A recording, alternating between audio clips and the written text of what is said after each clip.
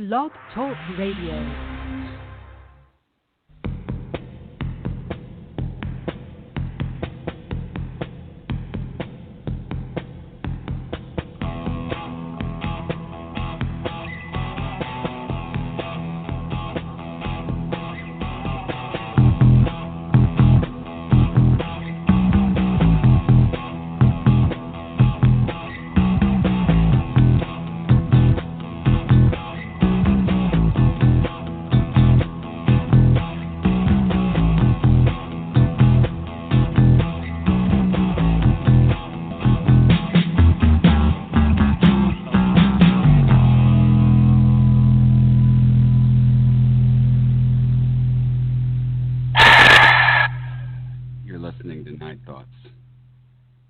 Podcast with Dave and Donna.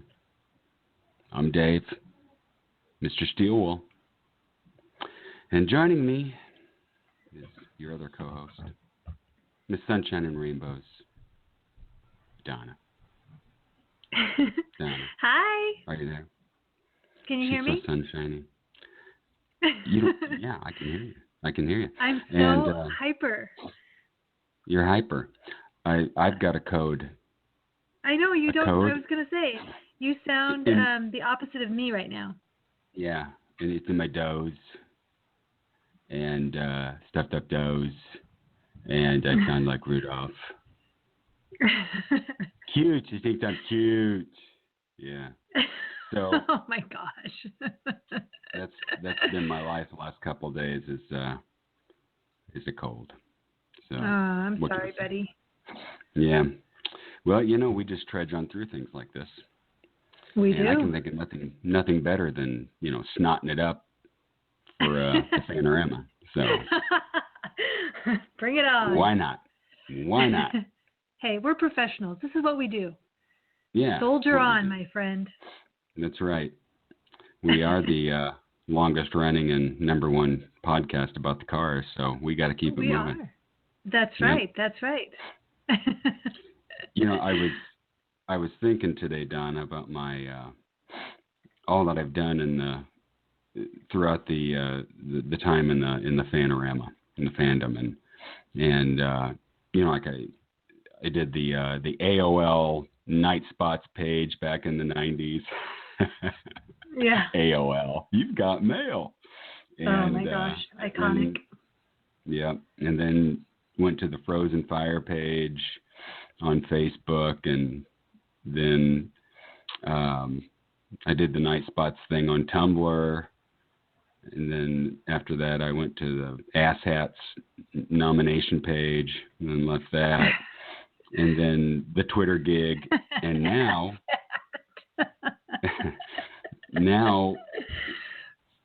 I'm on the longest running and number one podcast for the cars. So look at you. Where do I go from there? What do I do? Yeah, you've hit the top, buddy. This is where you're going to retire. Maybe I can become Rick Ocasek's manservant. You already offered to scoop dog poop, as I recall. I did. So I did. You did. I could mow Greg's lawn. That'd be a step up. You Being could do his that. gardener. Yeah. I could be like a bouncer for Elliot. He's out there touring. Okay. Yeah. You could do that. I could. Yeah. I could be like an elf assistant when David Robinson does his Mall Santa thing. I think that'd be good. That right there. That's what I want you to do. I think it's doable. I think that's the only. That's all I have to step up from this podcast is that's gigs true. like that. So that's true. Yep. Going to do it. All right. Well, that sounds good. Yeah. So shall we get to the business? We shall. We should. Yes. Get to the business. Well, as always, nightthoughtspodcast@gmail.com. Drop us a line. I heard that we have like us. I heard we have something for the Midnight Scroll. I can't wait. I know we're doing it at the end, but yeah. Wow. Carly said she messaged you. Oh, okay. Well, I'll have to look. Remember? I looked earlier, but And then also people can call us live on the air, 646-668-8583. And we have a caller already, as a matter of fact. You can call in and listen to the podcast while you wait. We're going to answer calls towards the end of the podcast. So, be ready, people. Whoever's listening right now and waiting on the call, be ready, because I might cough up a lung or something, and you may have to take over for me. We'll see. But I'm thinking, people who want to call in, they don't want to listen to the podcast, we'll just slip some of this cool elevator music on them. Check this out.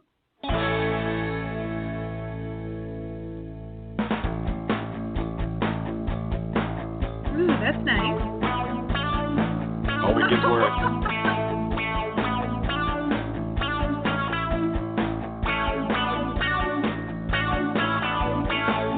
It's like, oh shit, I pushed the idiot floor button.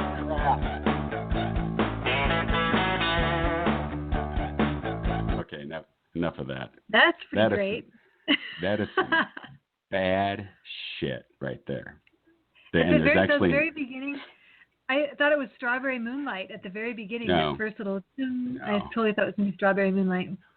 No, that is from an album from Dark Light, which I guess they make a lot of different quote unquote instrumentals of your favorite bands, and one of them being the Cars.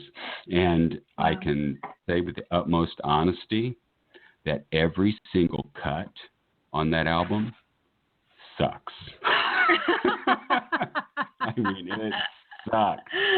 Wow, wow, wow. Wow, Are they 12? wow. Were they 12-year-olds doing it? Probably. It's just some guy with a drum machine is all it is. Yeah. And a bottle of something he's drinking out of. Yeah. And a bottle of something, that's for sure. Yeah, so hey, that may be our new hold music for the callers. And, well, should we just check in and see who's on the line, just in case? Oh no, we're waiting to the end. We're waiting more towards the end. Whenever we get, I know you do, but we gotta do it that way. All right. Well, then we probably better get busy then. Yep, we're moving to Friday nights. This is our second Friday night podcast we've done, but Donna and I decided Friday nights are good. Tuesday nights are killing me. Just killing me. Yeah, I figured. It's school night, kids. So, Mr. Steel Wall, can't. And it was nice because I was when we would do Tuesday night, then I was coming up against trying to get dinner on the table and everyone, milling around, with the whispered or no voice, when are we going to eat? Like looking at me all frantic, like, where's dinner? Well, you know what? If your other children were smart like Nick, they'd just call in and ask. So. Yep. Yeah. Take a lead from Nick there, kids. From Brother Nick, yep. From Brother Nick. He knows what to do. They were all impressed that he called in, so who knows? Were they really? Wow. The rest of them might be calling, yeah. Awesome. We'll see. Yeah. Finally in the business, we got our Night Thoughts shirt shop on TeePublic, T-E-E Public. Yep. TeePublic.com/user/Night Thoughts. We got those awesome Night Thoughts podcast shirts designed by my buddy Lumberjack Nick. Not one person has ordered one of those. Not one. People are getting the other stuff that I put. Not even one. I guess I better order one. Gotten the other stuff that you better order one. That they've gotten other stuff that I've put up there. And of course, last week I talked about that sticker hoarder, whoever that was. God bless you, sticker hoarder. I got that one. So that be that. Nice. So this is episode 12, Donna, and we're doing In Concert and talking about the Cars and their reputation as live performers and so forth. So I'll so let you excited start about this. Oh, okay, good, go. because Just go. I'm really excited about this. Well, you always kind of seem to have an agenda that you never tell me about beforehand. So like you'll usually start off with like, let me ask you a question, Donna. And I'm like deer in the headlights. Like, I don't know what he's Hey, going to say Donna, to me. men are mysterious creatures. Oh, please. Don't try to Yeah. understand us. Oh, gave up on Especially that. when we're sick. Oh. Yes. So now soup, by the way. So you can slurp it into your mic? I'm dying here. Oh, poor guy. Go ahead, All Don. right, I gotta blow my nose. Okay. Well, be sure and push the mute button before you do that, please. I'm excited about this episode because I think the Cars are amazing live. I have never seen them in person myself. I only get to rely on what I find on YouTube and also audio. I listen to a lot of live audio. And so I'll just start out by saying that I have been to a lot of concerts in my life. I've seen a lot of different kinds of bands, and I've seen Kiss a couple times. In fact, my girlfriend and I in college, we followed the Kiss bus across the state because I was obsessed with Kiss for a while. And I know. And we tried to check into the hotel that they were staying. Well, we did check into the hotel where they were staying, but we didn't realize that they had stayed there the night before and were leaving that night.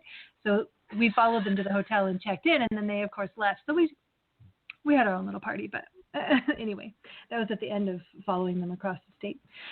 I've seen Rod Stewart, saw the Scorpions, Hall & Oates, Corey Hart, saw the Monkees play, seen lots of different bands. And so when I see the Cars on video or on YouTube, I have a background to compare it to, although I've never seen the Cars myself.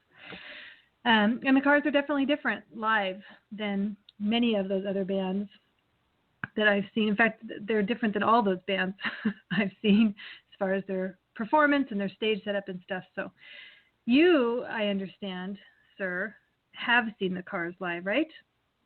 I have. So you will be reporting from experience. Yes, ma'am. I will. All right. Okay. Well, as we know, the critics like to talk about how boring the Cars are on stage because, from what I understand and what I've experienced secondhand, they don't come running out and say, "Hey, Seattle, woo! Are you ready to party?" There's no explosive pyrotechnics. No one's swinging from the rafters or, rising up out of the floor. Everybody's fully dressed. They don't have, leather vests on and ass chaps and things like that. And so, the critics How do you know that David wasn't wearing ass chaps? You don't know that. Oh, I do. I've seen the footage. He wears those really teeny tight red leather pants in the France show. My son says he looks like he's wearing baby clothes because his clothes are all very tiny on David. For a baby. Yeah, so that's his nickname, and from my kids, David's nickname is Baby Clothes. And so the critics didn't like that. And basically the band came out, they sang their songs, and they left the stage. And I mean, we can talk about the nuances of that. They weren't just complete robots, but that's what they were kind of characterized as by a lot of the press at the time. So, well, I happened to find on the website called intheeighties.com. Okay. Which is a website, I assume, that's all about the 80s. No, I think you're wrong. But go ahead. Or being in the 80s. It could have been 1880s, but I was assuming it was 1980s.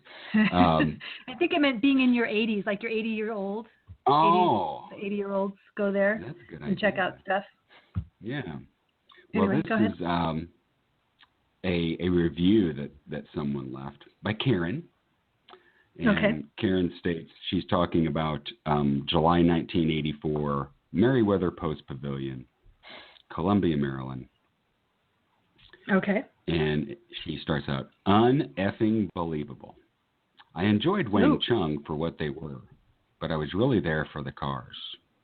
I left there all about Wang Chung. What? Well, everybody, They have fun tonight. Everybody Wang Chung. They knew how to rock the crowd.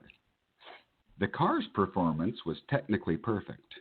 Their sound is not just production room mastery, but they didn't do anything to engage the crowd. Maybe that was supposed to be ultra cool, but I was disappointed. I wanted to feel like throwing my panties at Rick Ocasek. Ew! But he just didn't move me. I didn't realize there were things that could happen that would make one want to do that. Benjamin, yes. Rick? Wow. That would have been some acrobatics indeed would need to be involved. I'm glad I did not that. pre-read that. Okay, go ahead. So that took me to, I remember Rick saying something in the Music Laden DVD interview. And I went back and watched it, and I got this quote down from him. And I've heard other quotes of Rick on like radio shows and stuff kind of saying the same thing, but he says, we didn't want to do anything fake. We didn't want to come out and say the same thing every night or have like, the show opens with Greg saying a piece and then we go into this song and then Ben moves from here to here and we do this. Right. And then we never wanted to do that because it didn't feel right. We didn't want to be show business. So I'm just thinking, like what you said, hello, Seattle, Yeah. What do people, what do they want? Do they want like a, 15-minute drum solo from David, and then later on, 15-minute guitar solo by Elliot, and then another 15-minute, synth solo by Greg. Oh my gosh, I know. Then of course you get really into it, bass solo by Benjamin. have some assistant coming out wiping, like Elvis wiping the sweat off Benjamin's forehead with hankies and throwing them in the crowd. Oh my gosh. Rick doing Dale. Let me hear you, Dale. Dale. Oh my gosh, no. Thank you. We love you. You're just what we needed. Yeah. Are you ready to let the good times roll? Let's go. Yeah. See, and I don't dig that at all. I remember seeing Steve Miller. I went to see Steve Miller, and I'll tell you, I sat down like partway through, like, could you stop with the synthesizer solo already? Like, it just went on and on. Where I did, my friend Jessica and I was like, I'm sitting down. I can't stand for this. And I was like in college, so it wasn't like my back hurt like it does now. In those days, I had all the energy in the world, but I could not outlast that solo. It was terrible. It made me crazy. No kidding. My big story on bands, as Rick says, prodding the audience, is one of my very first concerts here in Spring Patch was Journey, 1980. Okay. And Steve Perry says in the middle of the concert, some kind of little monologue like, we've been around all over this great big world. We've rocked L.A.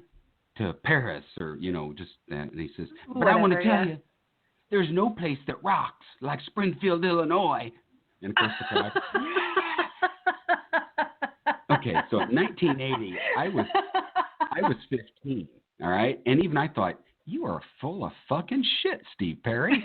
How can Springfield, Illinois be the rockinest place in the world? Exactly. My God, what kind of crowds have you guys been playing to? Springfield, Illinois, where the only reason the crowd has any size at all is because it wasn't, fair season. Everybody wasn't down at the summer fair eating corn dogs. Exactly right. And the place they were playing in only held like 10,000 people anyway. And it was, it was sold out. But yeah, there's no place that rocks like Springfield, Illinois. Oh, yeah. Mm-hmm. Sure thing, Steve. What did you take before the concert? At least he remembered the name of the city. That's good. Well, shit, you easily impressed, Steve Perry. Yeah, you haven't been very, very far around in the world. Wow. Oh, my goodness. Yeah, and I remember too. Sorry. Go ahead. Well, I was just thinking. We obviously have a delay, Donna. No, it's yes, because we do. You have a cold. No. We sound like idiots again. I have a Yes, it cold must and be I the sound like an delay. idiot. It's the Okay. delay. Right, I'm sorry. Go ahead. Well, I was just remembering when we went and saw Kiss in Seattle, and my my college roommate and I, Amy, we were obsessed with Kiss. Oh, we loved Kiss, and so we drove over to Seattle to see them. But we had not, this was back before YouTube and all of that, so we just had their music, and I had never heard Paul Stanley talk. And so neither of us had. And so I remember being in the audience, and all of a sudden he was like, "Hey, Seattle, we just got off the Kiss bus." And I don't know what he was saying, but Amy and I looked at each other, and we were like, "Oh, does he have a lisp? Oh my gosh, Paul Stanley has a lisp." We were so horrified. Like, what? I just remember it. Like, we were stunned. We just could hardly enjoy the concert for the next 10 minutes because we had never heard him talk. It's Paul Stanley who thinks I'm an insensitive man, that I don't listen. Seattle. Seattle. Hey, Seattle. Yeah, We Seattle. were so surprised. We made fun of that forever afterwards. Oh, my goodness. Yeah. Yikes. Yeah, so I don't know. And, when you talked about Journey, too, I can remember, like, I've watched live videos, and it reminds me of this, too, of bands where the singers running side to side on the stage, or, they might have the platform, the runway that goes out into the audience and things like that, and they're running around, and so pretty soon they're so winded that they can hardly sing the song. Or you could, they sound terrible because they've worked themselves up into such a frenzy that, when I go see a show, I want to hear, I want to hear what I hear on the radio or on the album. I want to be able to sing along. I want that experience recreated. And so I think sometimes it really detracts from, for me anyway, being able to enjoy a show when you don't even sound like, what I think you should sound like. And the Cars always recreated their studio. Like she said in that quote that you read, they're technically perfect. I mean, they're amazing live. Oh, they're a very tight band. But yeah. The thing about, talking to the audience, engaging with the audience, that's one thing. But bands that say the same things over and over and over. I mean, and believe it or not, I mean, there's acts out there that have a rehearsed script that they do, and that kind of thing came to light for me, from two things. One, and I'm a pretty eclectic guy as far as music goes. The only music I don't listen to is rap. All right. So, I listen to. Do you listen to Latino music?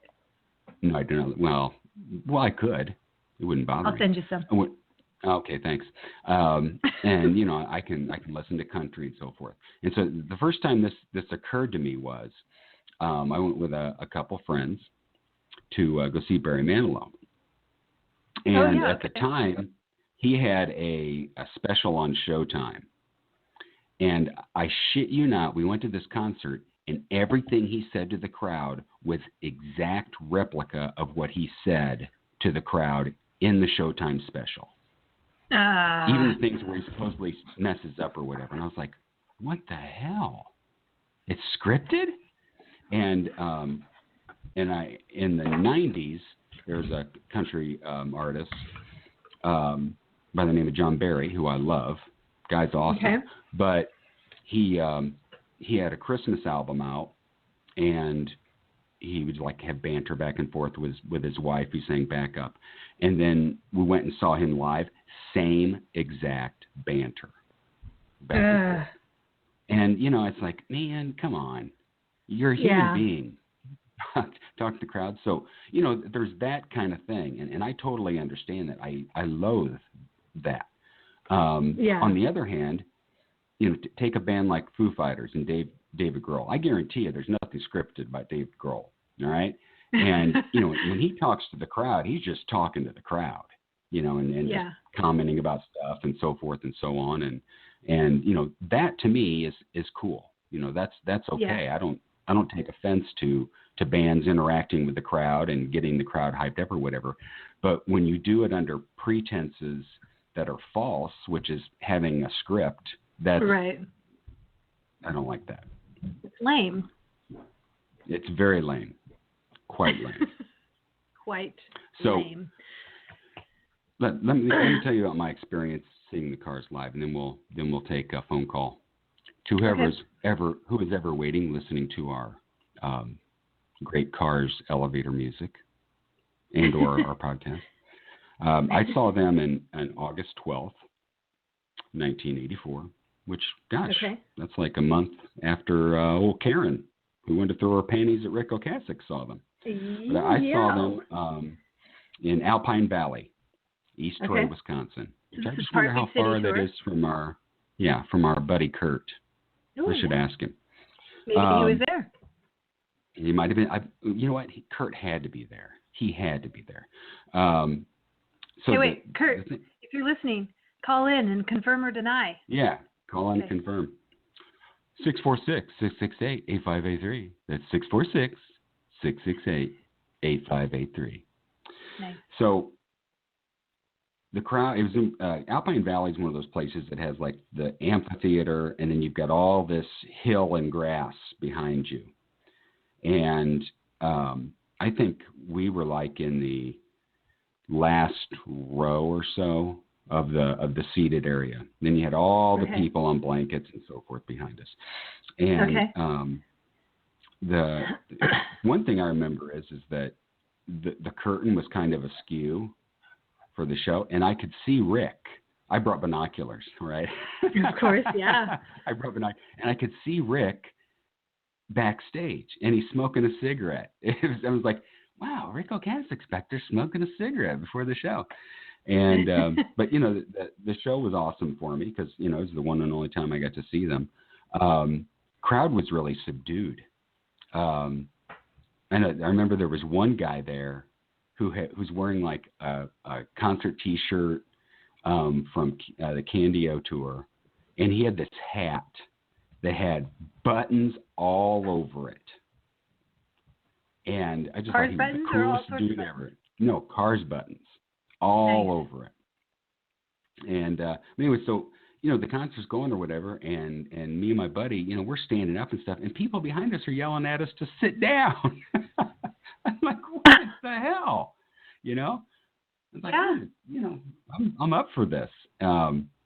But and I can also remember when they played Jimmy from Rick's Beat It Toot album, and when they started playing that song, it's like the crowd went dead silent. They had no clue what the song was. I kind of think like the crowd was probably mostly teeny boppers because you know they had some new fandom going on then, and you know, and then a lot of older folk like me. But the crowd went dead silent, and then when they started playing Dream Away, I don't think people had a clue what that song was or wanted to hear it. Everybody's just like, oh, great, okay, we'll just sit and listen.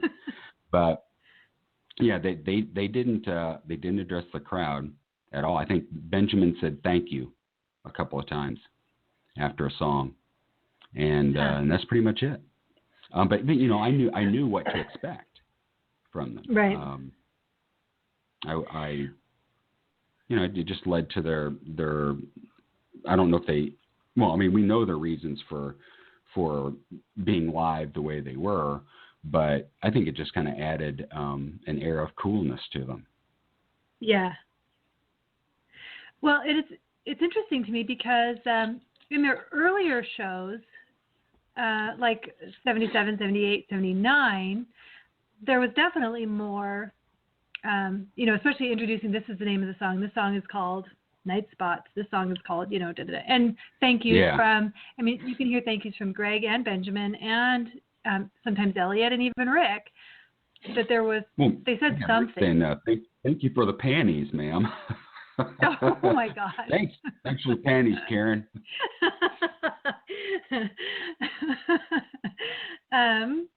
So, but then, you know, you get to a 1987 concert and there's not a single word. Yeah. They come out, they play, they leave. And that's it, yeah. And, you know, so always felt that was kind of interesting. I mean, and of course, in those earlier shows too, they had some things, a few little things they would say. And then I think like the things they would say were just so cool. They hardly said anything, but what they did say, I love. Like when Benjamin on the Elma Combo show, which is my absolute favorite, I listen to that CD all the time. I love when Benjamin says, they say they can't hear you yelling on the radio. I love it. And then Greg says something about badges for the future for everyone or something like that. I don't know what he said. I can't remember what. So funny. I think maybe it's no, I don't think it's the Cleveland, the Agora show. One of those shows, Elliot says something about, hey, you guys who are have the Cars buttons, we want some. Yeah, that's on the Agora show. Yeah. Is that the end of the Agora show? Yes. It's like, yeah, towards the end. like, hey, you cheap bastard, buy your own. Yeah, I know, exactly. Just because your band's name on it doesn't mean you get a free one. Oh my gosh. Yeah, no, I thought that they, I think that they, hang on, I'm getting a note from my child here. My homework is all done. May I get on the computer? No. Yes, you may get on the computer. Oh, Dave says no. Do you have anything you want to say to change Dave's mind? How dare you? She just said she loves Rick Ocasek. Does that get her on? Really? She does. She's the one that. Have her get a brownie while she's at it. Oh, he said you can also have a brownie. Thank you. Hey, you're welcome. He said welcome. I'm good. What? Don, I didn't realize we were running such a family show here. I'm sorry. I know. She seemed to misunderstand the command to stay upstairs with the door closed. That doesn't. I'm putting granddaughters on. That's all there is to it. Your mom hasn't called in yet. Maybe she's the one that's on the other line. Oh, geez. You never know. You never know. which, by the way, my 4-year-old, her thing now is, seriously? Everything you say to her. Cute. Hey, it's time to eat. Seriously? Yeah, seriously. It's time to eat. Hey, you're going to have to finish all that before you get dessert or anything. Seriously? Yeah, seriously. Cutie pie. Yeah. That's not cute when they become teenagers. I'm telling you that much. Right now. That's true. That's true. What? Well, hey, let's take our phone call. Alrighty. Hello. Hello again. Hello. Is this another one of Donna's family on the line? I don't think so. At least she's from Texas, because I'm from Texas, so. Hey, I might recognize your voice. I was on Rockline talking to Benjamin Orr back in 1986 in December. I had the opportunity to talk to him on Rockline. That is correct. Loved it. I was like, Benjamin. Tell me your name. Noel. Noel, that's right. And you were also on that one podcast, Dave, right? Was Noel on? No, I liked the thing, but I didn't get a chance. I've been listening to the podcasts, which are outstanding. Thank you, David and Donna. But Tuesdays were crazy, too. I'm glad you guys got your producers to change it to Friday. Producers, yeah. Hey, I got a little secret for you, Noel. We are the producers. So that's right. I think you're supposed to make it sound like earlier today. You're supposed to make it sound like it's a big deal. Our producers wanted to change it to Friday because we lost our promotion of Shake It Up Soda and Lust for Kicks cereal. I heard that one. That was hilarious. Hilarious. So Noel, we got to find a way to make big bucks. That was a cluster. Noel, I just have to tell you that I'm so happy you called in because I know we talked on the last episode about, we talked about how, on social media, you feel like you know people when you really don't and that kind of thing. And I've listened to that Rockline interview before, and I'm sure I've heard you somewhere else besides that. I just am positive. But so because I've listened to it so much, as soon as I heard your voice, I was like, that's my friend. I know who that is. Well, it was funny because, back in the day, we didn't have, I'm 51. We didn't have, that kind of stuff. We had radio, and I was fortunate to listen to to them on the radio, like we all grew up in. And then the concerts, it was like, wait a minute, they're going to be in Houston, you know, and I took the opportunity to go see them in Houston, November of '85. Nice. And saw them. I'm glad I saw them in October 1987 in Austin, Texas, because they broke up like around November, December, somewhere around there. When they broke up, it was just like, what? December. You know, it's like nobody, the media really didn't say anything. It was just like, I heard it from a friend of a friend, and I was like, no. And I started doing my homework, and sure enough, you know. Yeah, my snotty little brother robot. told me. Really? Yeah. I heard it. Your band broke up. I heard it on the radio. Yeah, I heard that same thing. It was like they rubbed it in my face. Oh man, you know. But and then I heard a few people were like, "No, it can't be true." You know? And so I was glad to see. I remember the robot. Yeah, I've seen footage of that. They had a robot. Well, I was going to talk about that too. Was the fact that the Heartbeat City concert I found many times on DVD, which I got and scratched up and bought copies and made copies and had the best sound quality, because back then, hi-fi audio was the best stuff at the time. And then they had a laser disc that came out that was right before DVD, and I got that in concert because it was the Houston Summit concert. Nice. And I kept it, but of course, they're long gone by now, but I kept the actual disc, which was like a big 33 RPM laser. But, and you can probably redirect light with that, sunlight, and burn ants with that now, Noah. Yeah. Yeah, and then the '87 concert, I've seen bootlegs, and I've got maybe 3 or 4 of them, and they were just all bad quality.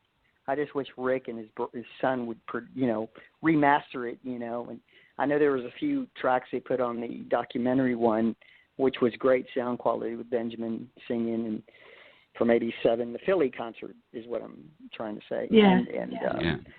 And it's like in my car, I have 2 sports cars. One of them I just put a DVD player on my new 370Z. And the first thing, the guys that I grew up with as kids owned a stereo place. They're like, let me guess, you can put the cars in there, right? Yeah, sure enough. Like, heck yeah.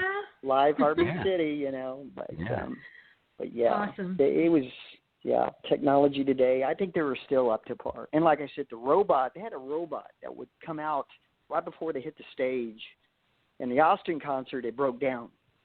And all you see is the band just jump up, and then they started singing "Hello Again," But if you see the Philly, you'll see that robot moving around right before the concert starts. It's like a UFO when you first see it, and it's kind of like doo-doo-doo-doo-doo-doo-doo, and then all of a sudden that's hello where I again. saw from. Okay, the Philly concert is where I saw from. No, it was the first song was "Tonight She Comes." Yeah, that was the first song right before the robot is popping up, but in Austin, it just something happened. It just died, and you could see the group looking at it like, okay.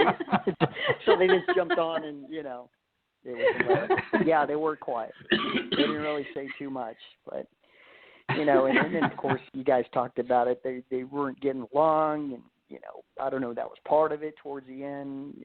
There's so much gossip and rumors about that one, and Ben and Rick, but it was it was kind of crazy.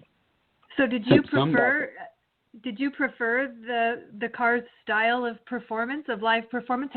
I'm assuming you've been to other shows besides the Cars, yeah? Yes, besides the Cars, yes. So did it bother you how stoic they were on stage, or I think their thing was get in, do their thing, and get out, pretty much. And especially towards the end is what I'm thinking. Maybe they weren't getting along, and the rest of the band was kind of like, well, let's just do it. And better than not to be, better to cancel the concert. Maybe that was in the thing. And they realized, okay, let's not do the concert, because they weren't getting along, but they went ahead and did it anyway. But so they went in, did their thing, and get out. But like you said, they were stoic. They before the breakup or before. So did that bother you? It didn't really. I was so just glad to be there, because they were my favorite band. It was like, come on, I was pretty close, not too close, but enough to see, the sweat on them, and it was just, it was just amazing to this day. You were close enough to throw panties at Rick Ocasek. Pretty much, yeah. But he was, and he was so tall. I didn't realize how tall he was. He's so tall. And thick of Bob's Crane, was it? He reminded me. I think the girl I was with said the same thing. He looks like Ichabod Crane from. I was like, okay, but I love him. Is what she would say. But yeah, it was one of a kind. Oh, that's awesome. So there was Noelle, go ahead. You said that you're 51, and I'm 53 myself, and I was right. I had posted on Facebook about our listener demographics, and most of our listeners are male and over the age of 50. And Donna, I think this is the perfect time for me to talk to Noelle about good prostate health.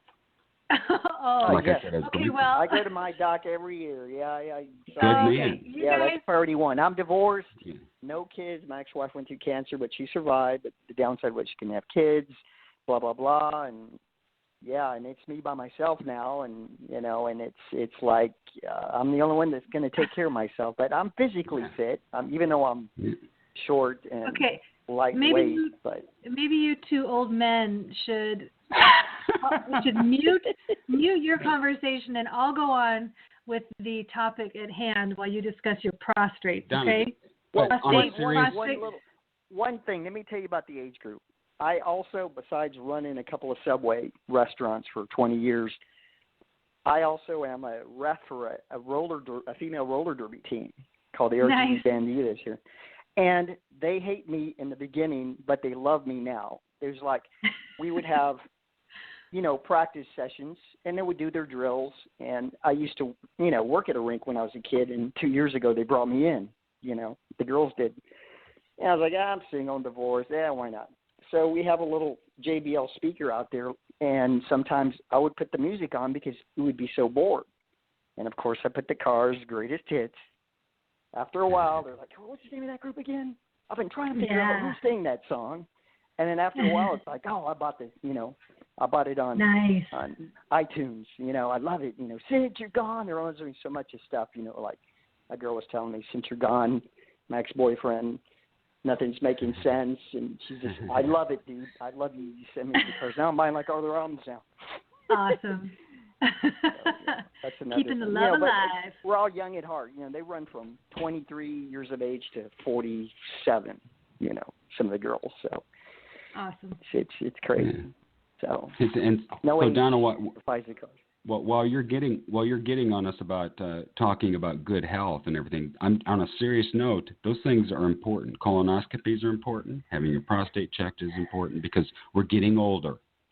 And correct. Even though we're young at heart. My dad survived prostate cancer. He got it early, but died early. Yeah. 15 years later of something stupid that had nothing to do with cancer. So in all seriousness, if we do any good on this weird podcast of ours, maybe somebody will say, you know what, I am overdue for my colonoscopy. I need to get in there. You do. You need to get in there because we're right. So there's my PSA. Very nice. Very nice. Noelle, are you on social media? Yes, I am. I'm on Facebook. Did you already find us on Facebook? Of course. I even try to request you as a friend, and you're not on Facebook.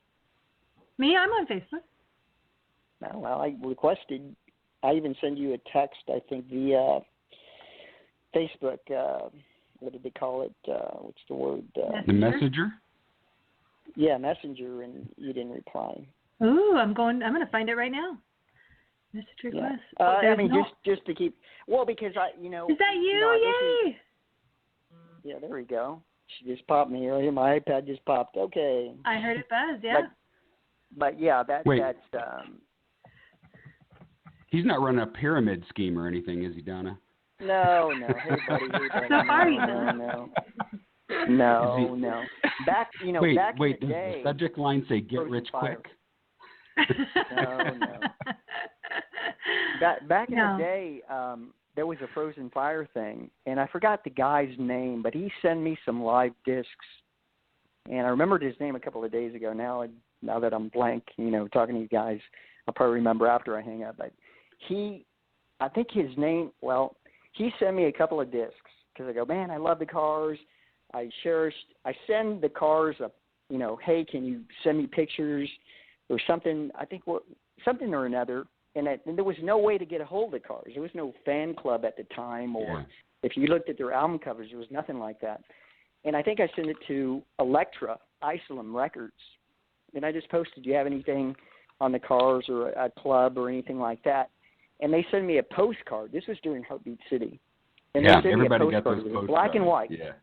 Yep. And I kept it. I mean, I still have it to this day. Nice. And it's got their signatures and thanks for writing the cars. That's all it said. Yeah. Yeah. Thanks for writing. That's all it more said, information? We'll send you a postcard. Yeah, that's about all it was. Right. Exactly. Well, still, that was pretty exciting. It was. Yeah, it was for the pretty day, exciting talking to y'all. And we've got to do the Rock and Roll Hall of Fame on the next episode because that's another thing I'm really upset about. Oh, we've got it coming up. We've got it. That one's coming up. Yep. We're going to see the announcement. So, all Awesome. right, Noel. Well, we're gonna cut you off. You can keep listening. You got it.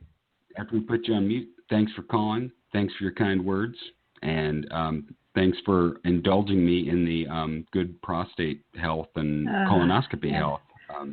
Stop your sighing, Donna. This is guy stuff we're talking about. Maybe you guys can friend each other on Facebook. You're just and talk jealous, about Donna. You don't have a prostate. Yeah, I've really been missing that all my life. Yeah. Noel, I sent you a friend request, so let's connect. You got it. Likewise. Thank you. And once again, David, get better. Pop those pills, dude. Yeah, I'm doing it. I've been popping them. All right. Thanks, buddy. You got it. So glad you called. Thank you all. Likewise. Bye. All right. Geez, Donna, Dave. I'm trying to do good things for the people. Well, and it'll be one of my proudest moments when I see something on Facebook that says, "Thanks to the Cars podcast, I had a colonoscopy." Yes. That will be that'll be a proud day. It will be. Okay, last thing I'm going to say on it though, but the cool thing about colonoscopies is this. Stop right there. I'm just telling you. I know, I'm going to tell you that is this. the beginning of a sentence I never thought I would hear. The cool thing about a colonoscopy. The cool thing about a colonoscopy is this. All right, go for it.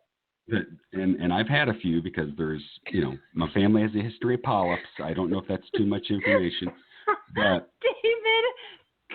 I think I've had 3 or 4. But anyway, the cool thing about colonoscopies is that, you go in there and then they do that thing where like, okay, we're going to give you something to relax you. Well, it puts me out like a light, right? And after my first one, I started doing this thing where it's like, I'm going to try and stay awake as long as I fucking can. Okay, count backwards, and I'll get like 3 digits into it, and I'm gone. But the thing that's really cool to me about it is it's like time travel because you're just like, 1 minute you're lying there and you're making jokes about your bum to the nurse, and the next minute, boom, you're somewhere else, and the doctor's talking to you. Oh, my gosh. See, and that just scares the bejeebers out of me. Yeah, I it's say, awesome. no, thank you. No. It's very cool. Yeah. I'm not going to go there with you right now, but to me, saying, that's you got to look for bright spots. Do you have an advocate? Is there an advocate in the room with you that, Yeah, my looking wife. out for your... Okay, good. Yeah. Good. Yeah, because okay, she's the one that tells me the doctor said this and the doctor said that. I said, when did the doctor come in? What are you talking about? But she's there the whole time, right? She's keeping an eye on. Well, it's not like she's watching the colonoscopy, Donna. I mean, we are she's married. Making sure she's making sure that's all that's going on. What else could go on? They got a hose up my ass. What could be worse than that? That is my point. Okay, I am blushing. We need to move on. We're done with that. Hey, thank you for the PSA. My last one, a girl I went to high school with. I'm going to finish this. The girl I went to high school with was one of the attending nurses. It was awesome. Oh, my well, gosh. in high school, I never thought you'd be helping jam a hose up my butt. Oh, my gosh. Wow. Small world, isn't it? Jeez Louise. Weren't you the girl voted most likely to? I don't know. And she is a Facebook friend, so Okay, well, she knows how important colon health is. she does. She's Sure good. enough. Excellent. Right. Okay, well, one of the things that I was going to say about the cars was, I love to listen to their live stuff. I wish, they never officially put out a live album until this year with the Agora concert, right? There's other booths out there. Yes. And there's, the Westwood one on vinyl and those kinds of things. But the Cars themselves never officially put out a live album until this year. And one of the things I love about, that they don't do these big long solos and they don't mess up the words and they don't do all that stuff because it's so pleasant to listen to it on CD. Other bands, like I have a Foreigner CD and it has a live version of Hot Blooded, I think. And I like it okay. And then you get to the point where they start, telling the crowd to, okay, we're going to say hot and you say blooded and, and whatever they say. And I just skip past it. I'm done with it. Let's. You say go. When I say let's, you say go. Yeah. Let's go. I can't stand stuff like that. And so, one time I accidentally got the live version of Kansas song Carry On My Wayward Son. Mm-hmm. Oh my gosh, that was not the version to get. I just do not do live versions well at all. When that came up, I was on a run when that came up in my MP3 player, and I was like, what is this? I did not like it.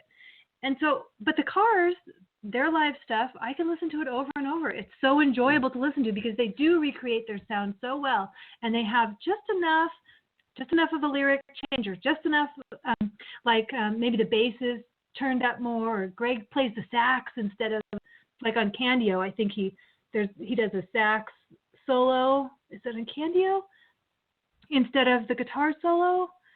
Wow. I mean, they change things up a little bit enough that it keeps it exciting and fresh, but not so much that you can't enjoy it as their original music. So I love to listen to their live season. There's no other band that I have that I listen to live. And in many cases, there are versions of songs live that I enjoy more than the studio creation. Mm-hmm. Yes. Yes. So, yeah. Cruiser, awesome. I totally wrote that in my notes too. Cruiser and Everything You Say in particular, those two, I far and away prefer the live versions of those to the studio versions. Yeah, I actually have a few live cuts for tonight's show. Yay! I was going to ask you. I got Cruiser was one from the awesome. 84 Summit. Okay. Best Friend's Girlfriend, from the same show, because I think that is just the best live version of that song, and it's all the backing vocals that I just love. The guys were really spot on that night. And see, what else do I have? Just What I Needed from Live Aid.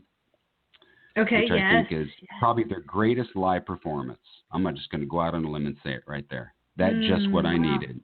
I think everybody was rocking on that one. And then, of course, Take What You Want. Yes, yeah. Personal well, and that's a whole other element to their live shows, too, is especially in those early days, they played stuff that didn't make it to vinyl, but that just rocked. I mean, they're just great. Like Take What You Want, Hotel Queenie, right? On the end of the Agora album, they have Elliot's song, Something Else. I mean, it's a Cars song, but that he wrote, called Something Else at the end of the Agora album, which is just rocking. Yes. You know, there is a point in time, though. I mean, you were talking about how early on in the Cars' career, when they would do a lot of talking to the crowd, like this song is called Night Spots, and because they had to, they had to introduce the songs.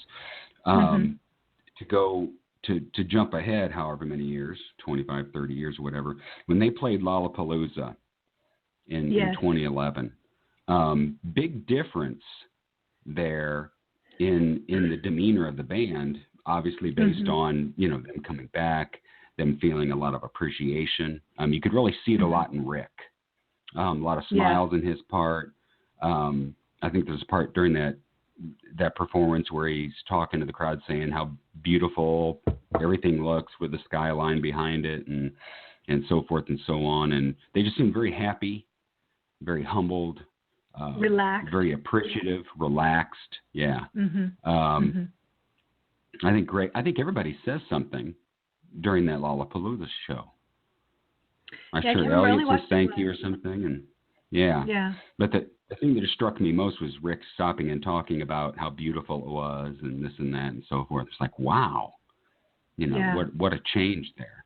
I was supposed to go to that, by the way. Really? I didn't to it, no. Oh, wouldn't that have been so great? Yeah. I wasn't going to buy a scalper ticket because they were all sold out. I'm going to go see them and Foo Fighters. But yeah, I reacted too late and didn't get on it. But you were able to watch it live when they showed everything live online. So I watched it live online, which was really cool. Yeah, that's cool. And of course, I've seen it in hindsight. Well, do you want to play that clip from Live Aid? I'd love to hear a little bit of that. Sure. Like you said, boy, what a great show. All right, so the Live Aid clip. All right, here we go. There's a little bit of banter before from some guy, so be prepared. Some guy.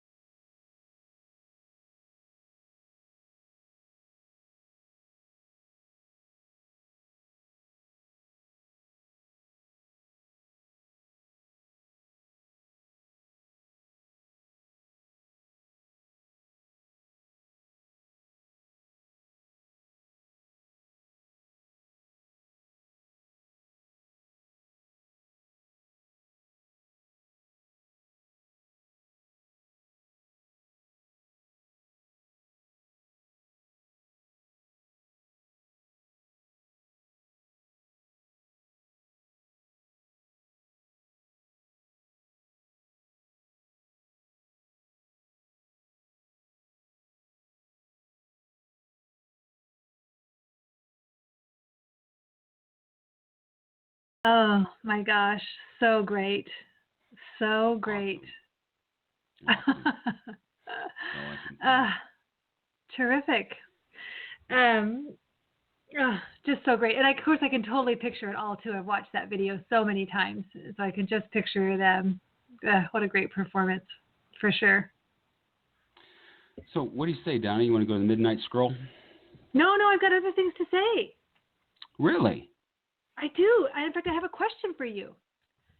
For me? Donna, Yeah. you're putting me on the spot. I am. I'm like a deer in the headlights. Oh, stop. You always have these scripts, and then you just lead. You don't tell me what it is, and now you're going to ask me a question. Fine. How the tables have turned. Yes. Go for it. Well, my question is, why do you think, so you mentioned earlier that Rick played Jimmy Jimmy during one of the concert you saw during Heartbeat City, yeah? And yes. so why do you think that he played his own solo stuff, but then they never played any of the other guys' Anybody else's? You know, I had the same thought, and I even had the same expectation at that concert. When they started playing Jimmy Jimmy, I'm thinking, oh shit, that means they're probably going to have Elliot play something from his solo album. And the thing I forgot to mention was they were playing cuts from Greg's Niagara Falls before the concert started. That's all that was playing. And so I'm thinking, oh shit, they're gonna do some other stuff. Yeah. Oh, always so weird that that they would do that. And you know, even in '87, think about it. By the time they were touring in '87, they could have mixed it up with something from Elliot's album, something from Ben's album, and you know, stuff from This Side of Paradise with Rick. Yeah. Especially True to You. Hell, all of them play on it except David. So that would have been a cool thing. How hard would that have been? Yeah. But, you know, it did surprise me that in '87 that I don't think they played any Rick solo stuff in the '87 tour. Somebody correct me if I'm wrong. But you'd think with Rick having Emotion in Motion, you know, hitting the charts, Ben had Stay the Night that made the charts, that they wouldn't play those songs during the concert to kind of celebrate their individual stuff going on. But, you know, who knows? Band politics? I don't know. Well, and you know, you just kind of think it had to have been some kind of politic thing because Elliot toured shortly. I mean, he did a short little tour for his Change No Change album. Ben did not tour behind Stay the Night. And so, obviously Rick wasn't against putting solo material in general because he did his own solo material. I mean, just how great would that have been? Especially because the other thing I think about is their shows were so short. Especially you get into the late 80s and considering the catalog that they had of hits. And I mean, they could have played the entire debut album plus, you know, stuff off of every other album because it was all so, you know, fans just loved all of it.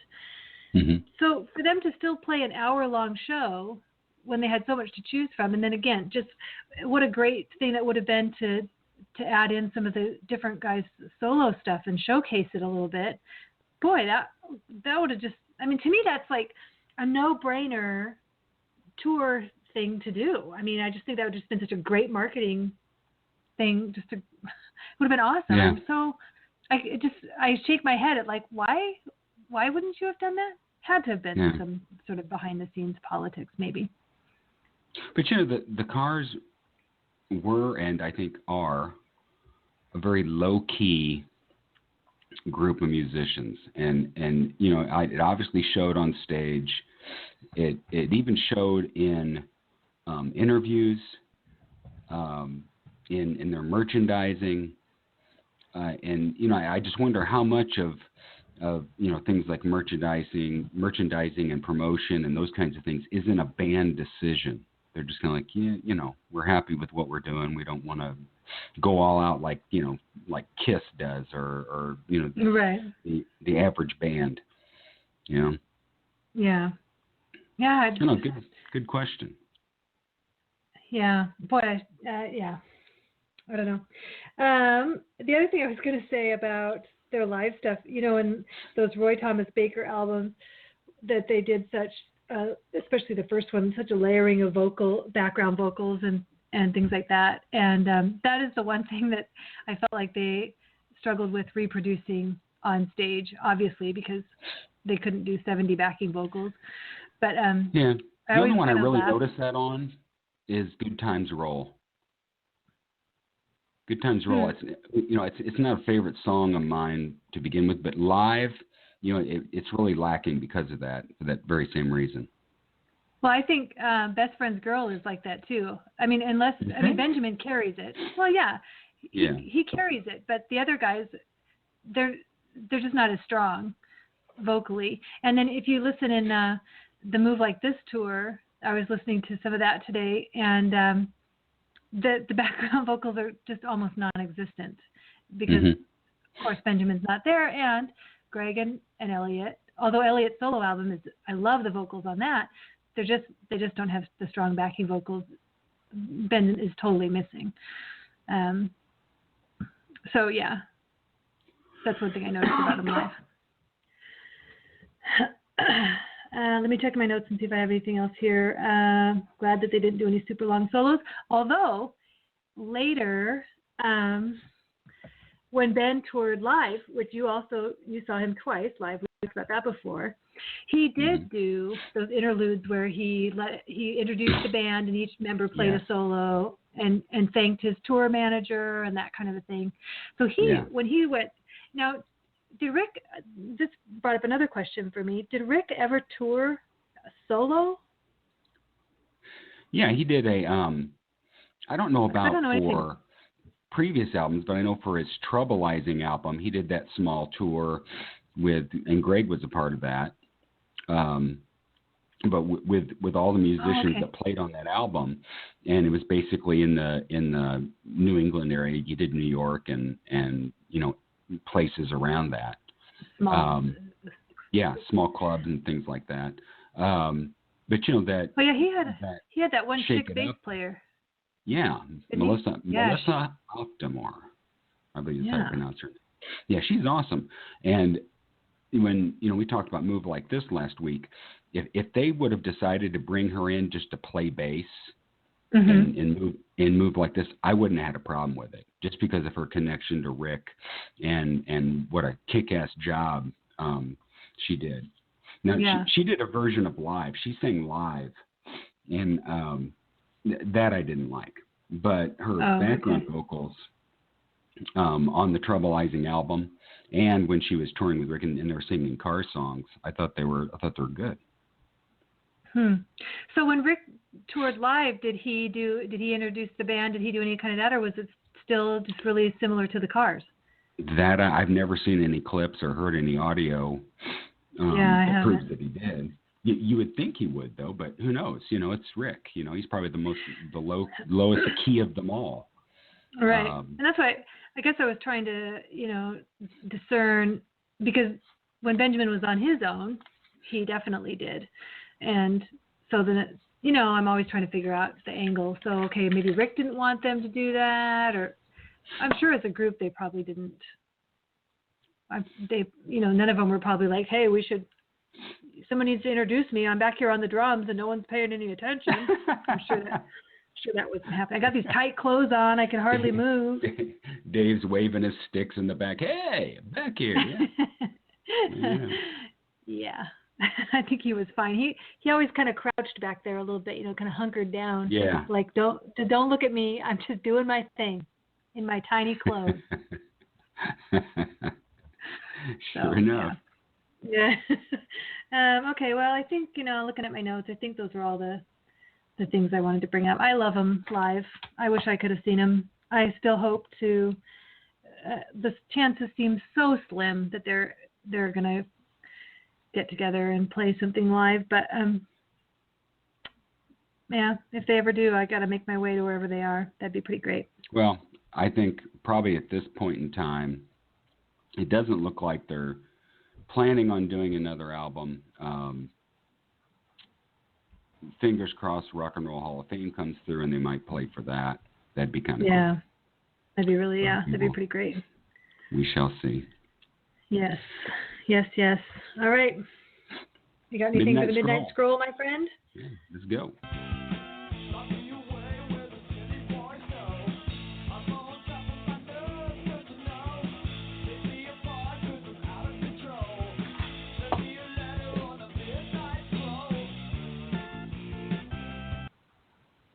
All right. So we have an email from Carly, our friend Carly. Yay! Says, "Hi, Dave and Donna." Oh, I'm supposed to do a voice. Man, I got a cold. Oh. So what kind of voice do we need for Carly? He didn't give you any description at the beginning, huh? No. Wow, Carly, I don't. This is tough. If it's easier to do a voice for somebody if you don't really know them. Because then you're like, well, you can do a voice. But for Carly, I've heard her voice. So it's kind of hard to do a voice for Carly. Well, okay, but think about, get yourself into this character. She's from Oregon. She's a nice girl. She's sweet. Give me a sweet girl Oregon voice, Dave. I'm sure you have one. With a cold. Dave, I have to tell you something really quick. Wait, Dave, wait. What? My son just came down here and handed me a note. My son, Sam, he handed me a note and it says, "Can I have banana bread?" And then it says, "P.S. Don't put this note on air."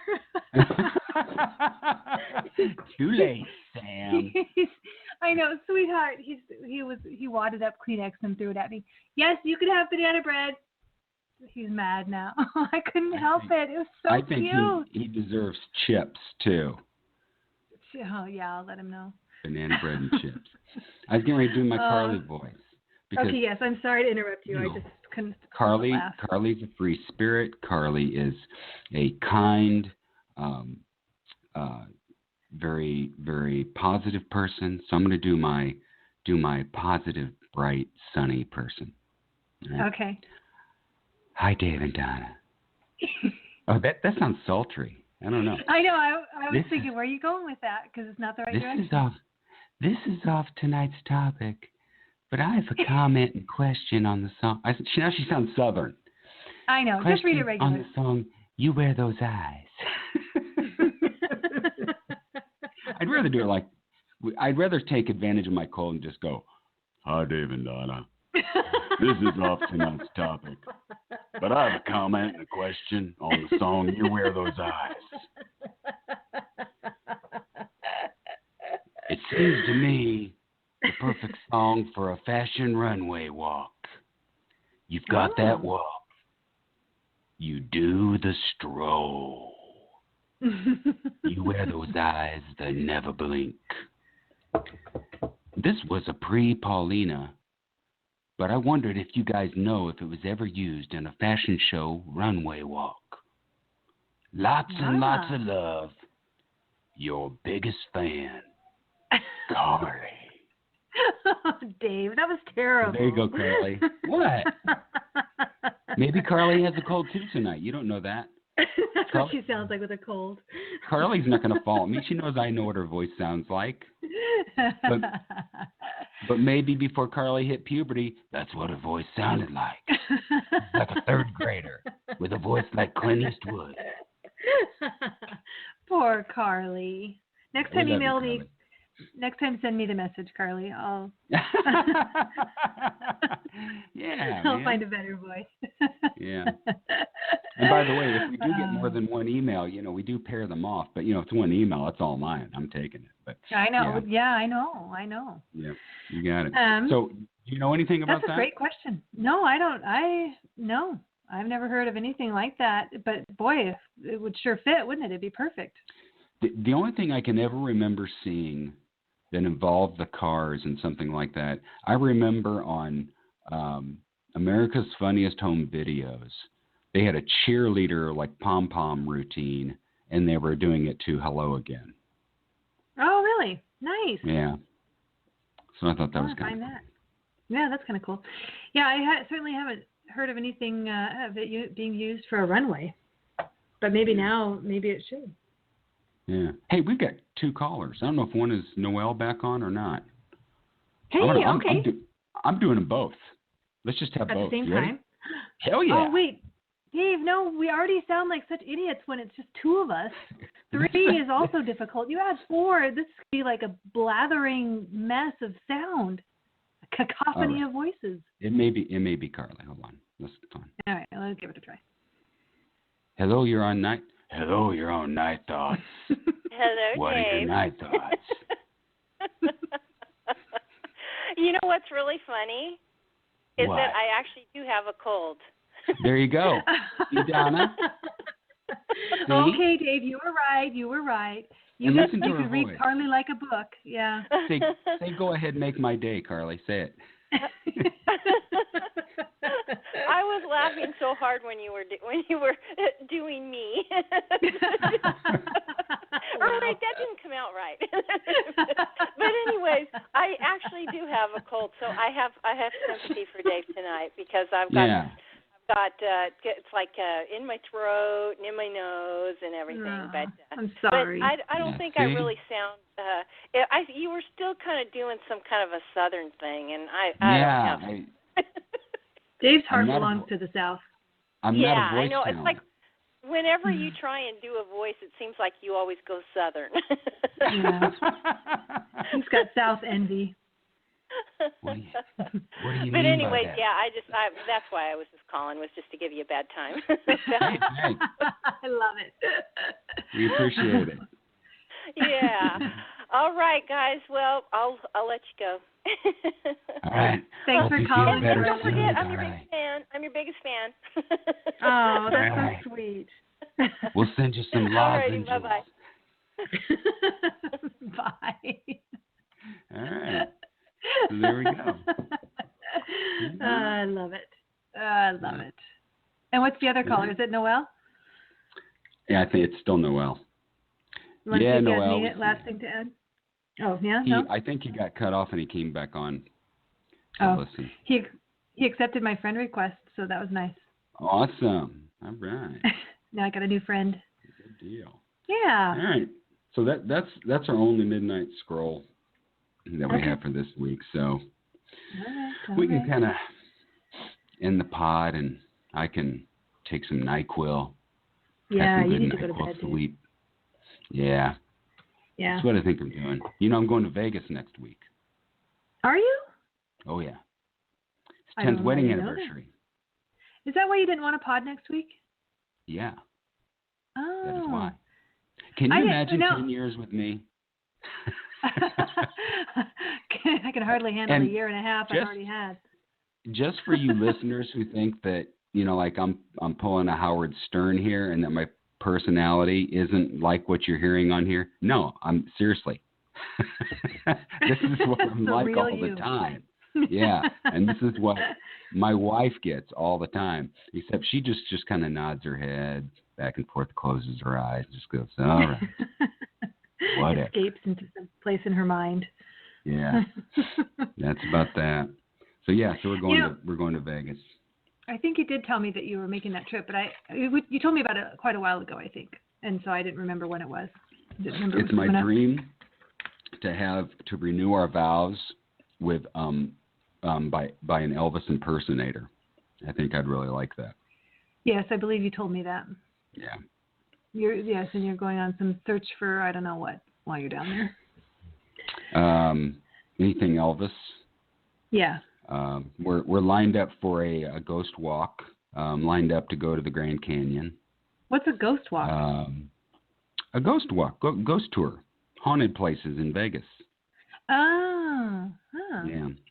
They have one of those in here in Springfield, and we went on it, and it just so happens that this ghost tour in Springfield goes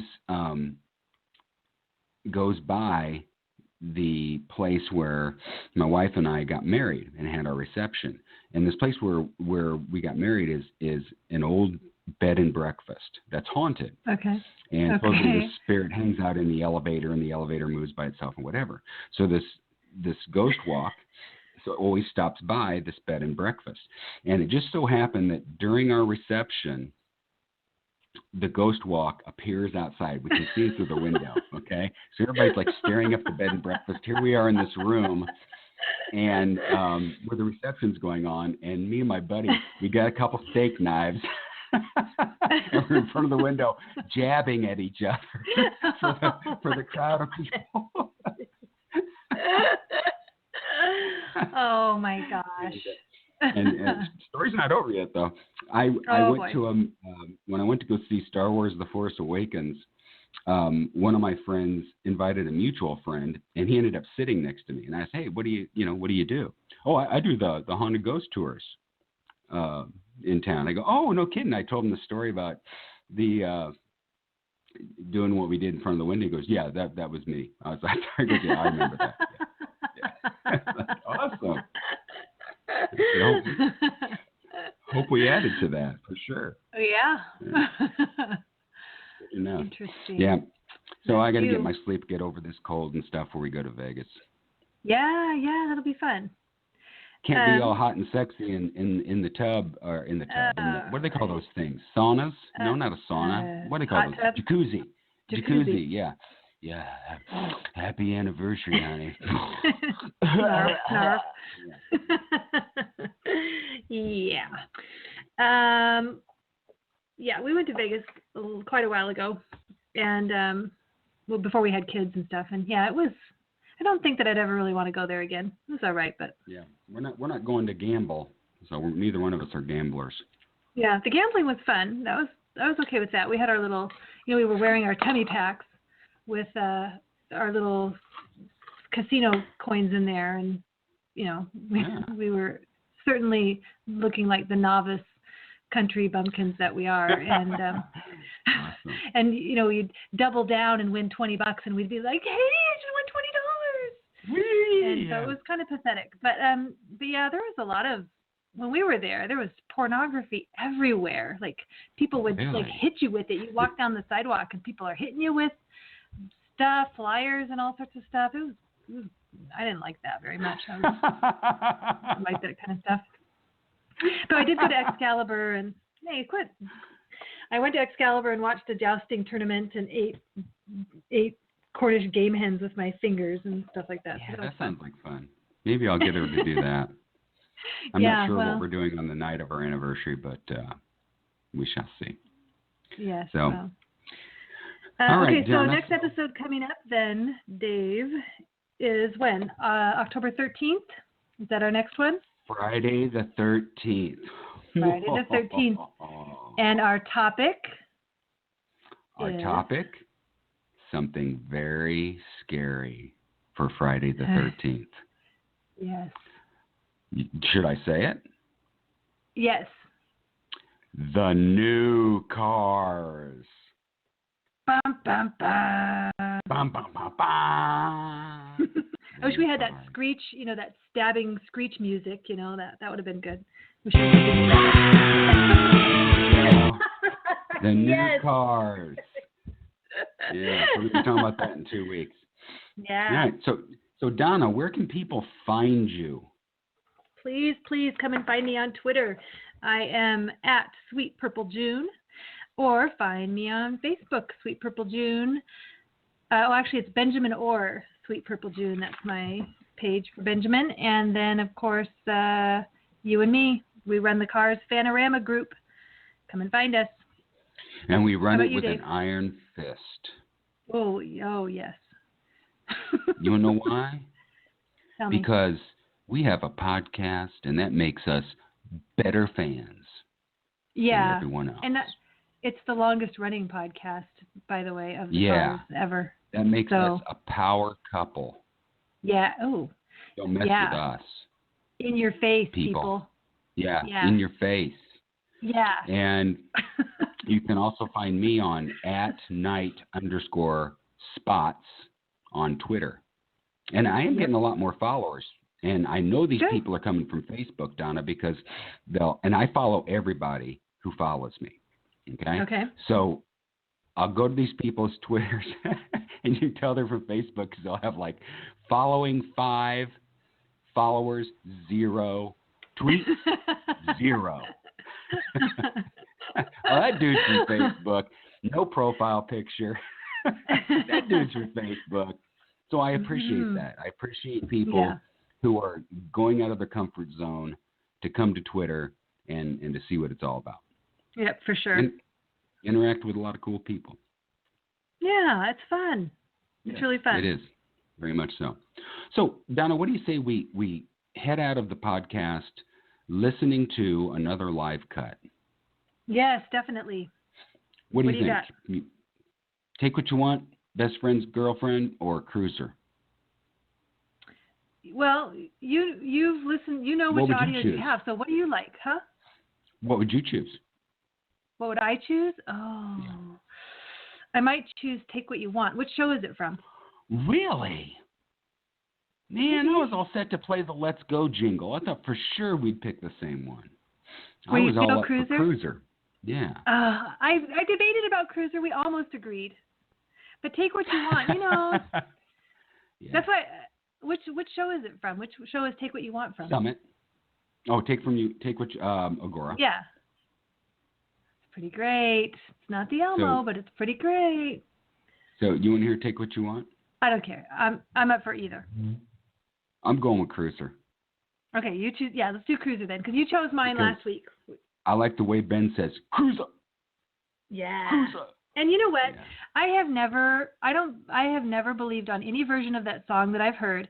I have never believed that he said, "You need a hit, you need a slug."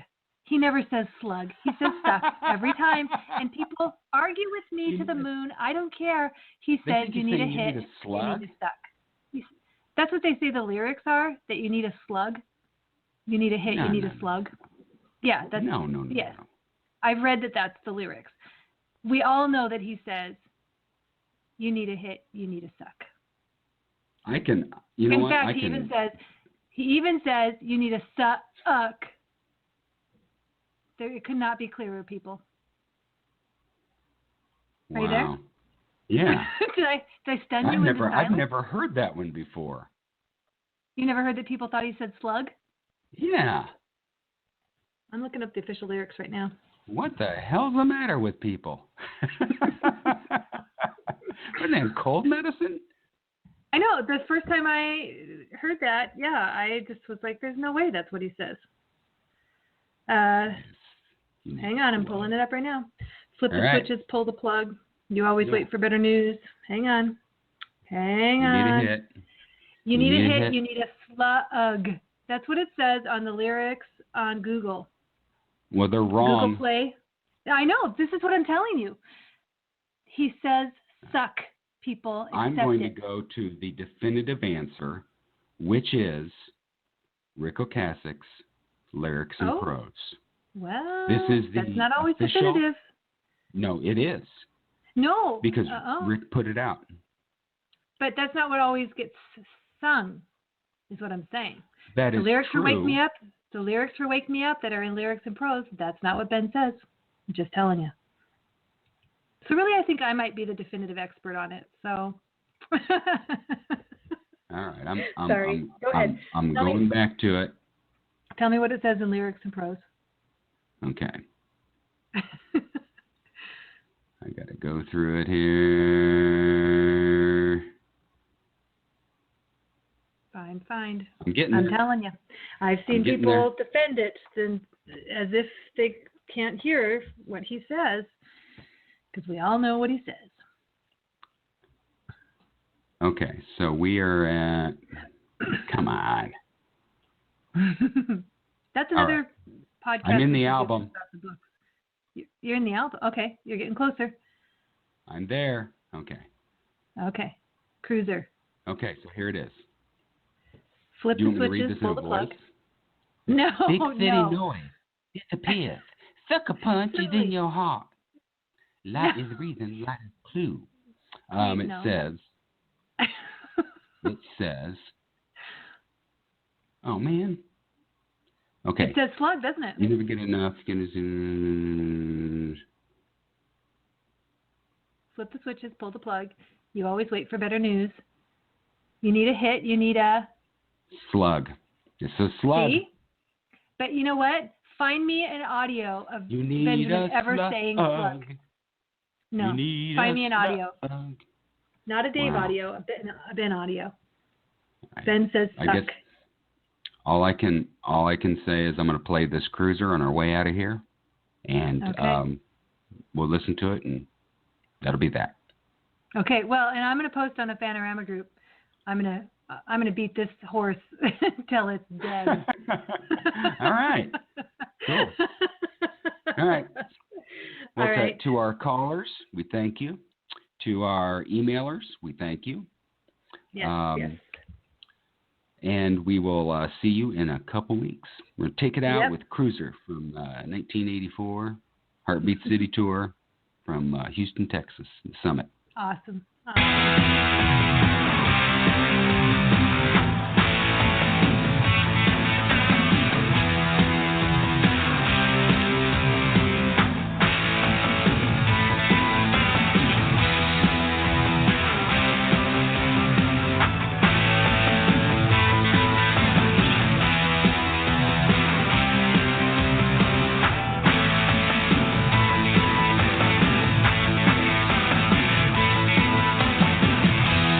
Big City Night.